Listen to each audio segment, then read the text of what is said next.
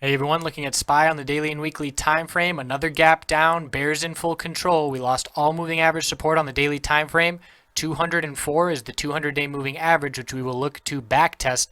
And if we get rejected on a back test, that will show weakness. The low of the day is support of 198.65, and we lost some key support levels here, the higher lows on the daily time frame.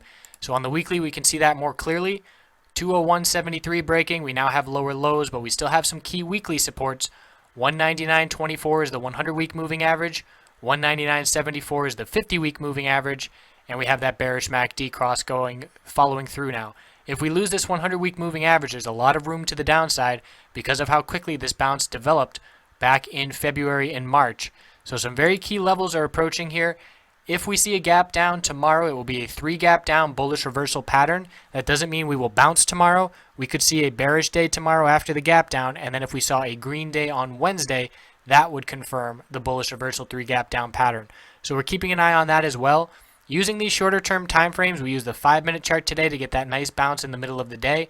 The 8-period exponential moving average drove the price down the first couple hours of trading, and as soon as that became support, we got in for that short-term bounce, flipped some calls really quickly, and knew that those bounces are going to be short-lived because the overall trend very clearly bearish.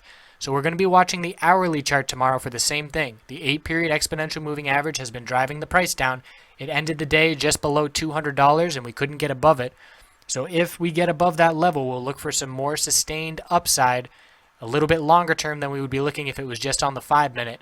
But key resistances to keep an eye out for: 204 on a back test of the 200-day, and this lower Bollinger Band is going to be dropping down. Likely won't be in the picture tomorrow, but we'll need to update that just to make sure. And that's the case for all stocks. Watch those lower Bollinger Bands as resistance levels. Lots of stocks high of the day today rejecting right off of that level. So we'll check back in tomorrow. I appreciate you watching. Have a great night.